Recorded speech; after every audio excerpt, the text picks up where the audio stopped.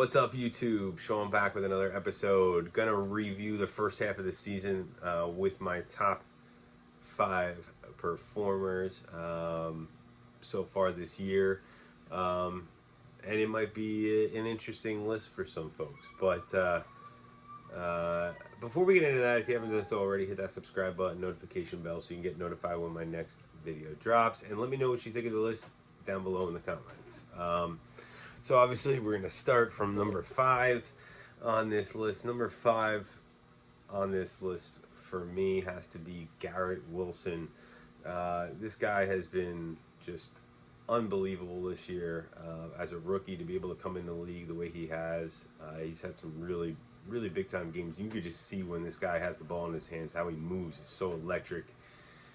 We know this guy's going to be able to make big plays for a long time to come.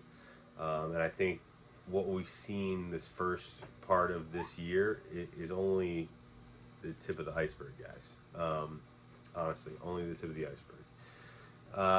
Next on my list, number 4, coming in at number 4, going to be Breece Hall. Breece Hall's number 4 on my list. Just, you know, you could see how explosive this guy was before the injury. He could really do it all in the run game, and he was well on his way to being a top 5 running back probably. Connor Hughes even said that on the Jake Asman show earlier. I don't know, I'm sure it was earlier today or yesterday. This guy was well on his way to stardom in this league, and unfortunately the injury cut that short, but he'll be back next year. But I couldn't do this list without putting a guy that just blew me away when I saw him on the field in the first half of this year. Number 3 on my list is going to be another player that's injured, and that's going to be AVT. Elijah Vera-Tucker. I mean, not a flashy position playing on the offensive line, but this guy has played so many different positions for this team, and he's played it at such a high level.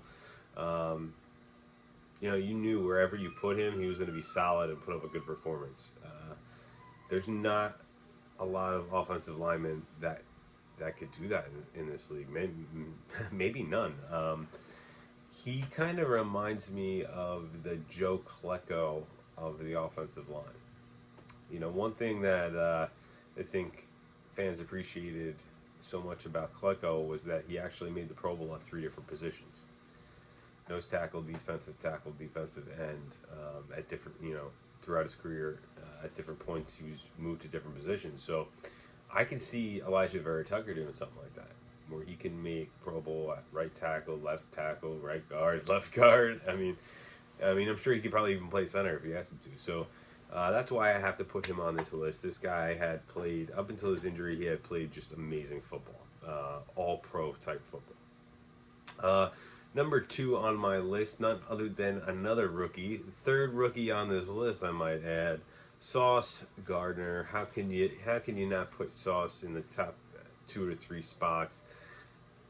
He's already, I mean, he's pretty much locked in as a top 5 corner in this league already. I think he's pushing for top 2 or 3 personally at this point in time. This guy just locks people down. I mean, you watch this guy play, his work ethic.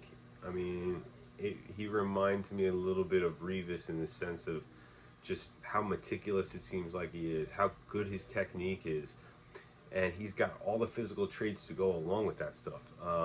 When you put all of that together, you have, you know, an all-pro level player. And he showed it. I can't believe it. You know, I'm saying a corner has come out of college and turned into a top 5 corner in his rookie year. I mean, Revis didn't even come close to doing that, you know? I mean, I saw his stats side by side with Revis's, and it's no comparison. I'm not saying he's going to be as good as Revis long term, but definitely his rookie year, he outperformed Darrelle Revis, and that's a great sign for this team. So, of course, on to number 1, but you know what, before we get to number 1, there is somebody else I wanted to mention on this list as kind of like an audible mention, who I'd probably put in 6th place. I didn't want to not mention him because he's surprised me. That's DJ Reed.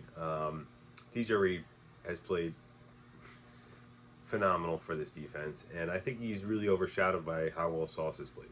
So I don't think he gets quite the credit he's due. I've heard some people from Seattle saying that this guy has played way better than he ever even did in Seattle. This was a steal of a move for this Jets team, for Joe Douglas. So he has had an absolute phenomenal year as well. But on to my number one player on my list, and it's none other than Quinton Williams, who's basically the game wrecker, best defensive tackle in the league, all pro. I mean, this season so far, he's looked like an Aaron Donald out there, just completely taking over these games. Dominant football from this guy in the trenches, and I'm so excited. I hope we ink him up long term at the end of the year. He definitely deserves it, and he's going to be the leader of this team, in this defense going forward. So that is my, we'll call it my top 6, I guess.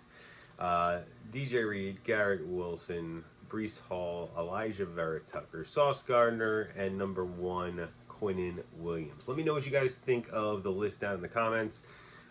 We have an absolute locked and loaded roster of young, talented guys, and I'm looking forward to watching this team for a long time into the future, guys. But we'll talk Jets football soon. Peace.